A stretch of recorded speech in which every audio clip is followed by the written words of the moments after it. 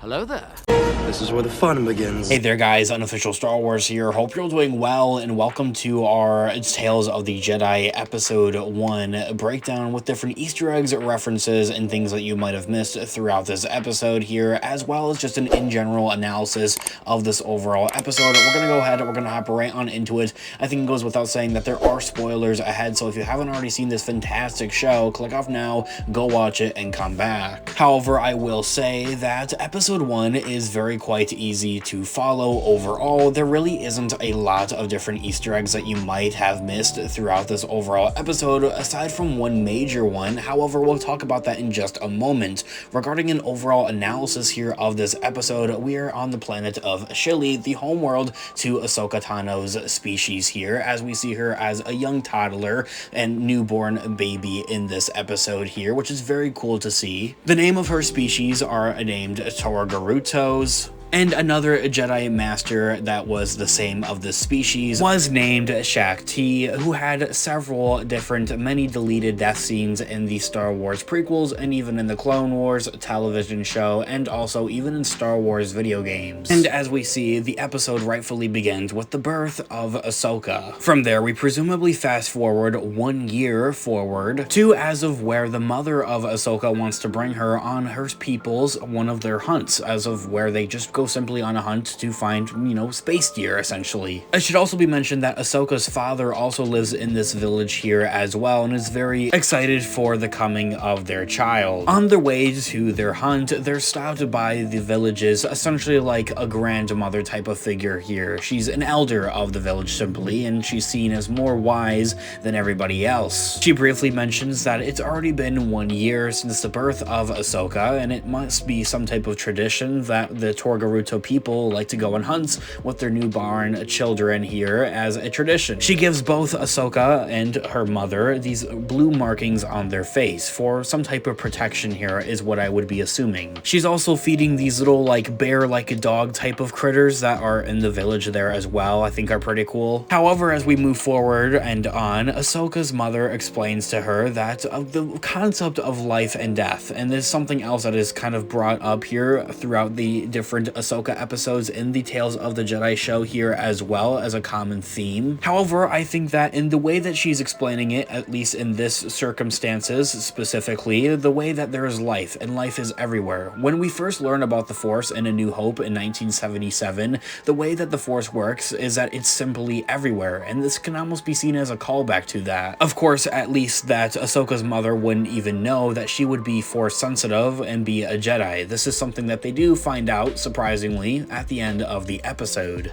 Ahsoka's mother aims up her weapon to shoot at one of the space deer and takes the shot. The shot can be heard all the way from the village. And while explaining the concepts of life and death, Ahsoka's mother also explains the concept of death more in depth and specifically, as it's something that shouldn't be feared and that it is a part of life as well. Once again, calling back to the later episodes that feature Ahsoka and the Tales of the Jedi show, the concepts and those themes and tones of life and death, something that's also mentioned by Anakin. However, as Ahsoka's mother is packing up this fresh kill here and putting it out of its misery as well, they're snuck up upon a saber-tooth-like tiger. Ahsoka's mother roars at it, which can be seen as funny, but it is a legitimate scare tactic. If you're ever attacked by a bear and presumably maybe a green space saber-tooth tiger, maybe try yelling and screaming at it, because that is a legit scare tactic actually. After having fought with this saber-tooth tiger and even shooting at it as they can be heard from the village, the rest of the villagers come running to rescue, as they know something is wrong because multiple shots had been fired. They quickly arrive and begin to shoot at the saber-toothed tiger. However, surprisingly, they don't kill it or hit it or anything like that, at least not maybe on purpose. And so as it's being shot at, it swoops down and picks up baby Ahsoka and runs away. From there, we have a cutaway scene of the elder lady looking off into the distance of the forest as she holds a crystal tear to her chest.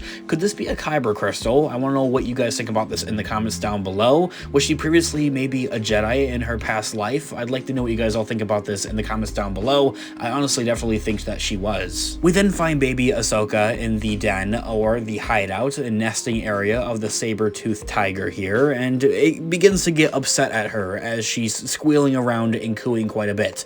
This is something I honestly kind of forgot to mention, but a lot of the cooing and baby sounds that are heard from baby Ahsoka are literally directly torn directly from Grogu. They're literally the same sound effects that were used for Grogu in The Mandalorian that they are for Ahsoka, which I honestly really love. Maybe potentially this could be foreshadowing and teasing at the idea that Ahsoka would eventually actually take on Grogu to train him in The Mandalorian. However, we'll just have to wait and see. As a tiger creature grows angry at these obnoxious baby sounds and cooing, and it begins to become more threatening at Ahsoka, she uses Force abilities, and finally taps into her Force abilities. She uses a similar creature mind trick of where she's able to take control of the mind, or at least bond with it, of the animal, something that we've seen in Attack of the Clones as Anakin mind controls one of the beasts that are in the Geonosis arena, and same thing can be seen throughout the animated Star Wars Rebels show quite a bit. It is a pretty cool callback, and I wonder if we'll see this more frequently happen in just Star Wars in general overall, but I definitely think we're going to be seeing this in the Ahsoka show as well. By doing this, she becomes friends essentially with this tiger and just simply,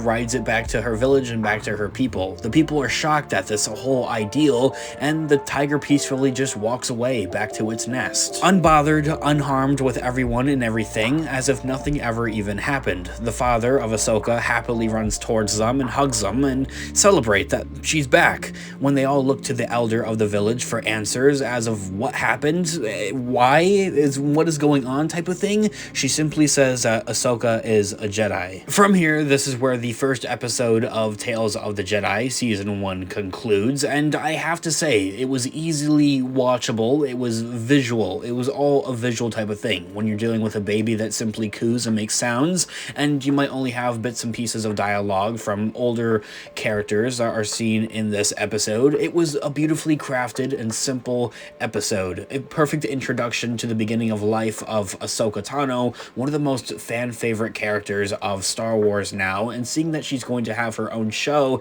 in 2023 next year is more than exciting to look forward to, as it's something that's so long overdue at this point, and I am beyond excited to see what ideas they're going to be taking potentially from, her roots considerably, in canon at least, her beginnings, and maybe for one thing, reference and utilize in that actual show there as well. However, I want to know of your thoughts and opinions in the comment section down below. I'd absolutely love to hear what you guys all think here about Tales of the Jedi Episode 1, and also the overall show here as a whole as well, regarding other episodes there as well. Of course, we're going to have individual separate videos here on the channel, breaking down each and every episode here on the channel for each and every episode of Tales of the Jedi, so stay on the lookout for that by hitting the subscribe button and the notification bell to be notified for when those videos do come out. And so, as I had mentioned, I'd love to hear what you guys all think in the comment section down below. This has been Unofficial Star Wars. Of course, as always, may the Force be with you. I'll catch you guys in the next video. Have a great one, guys. As always, peace out.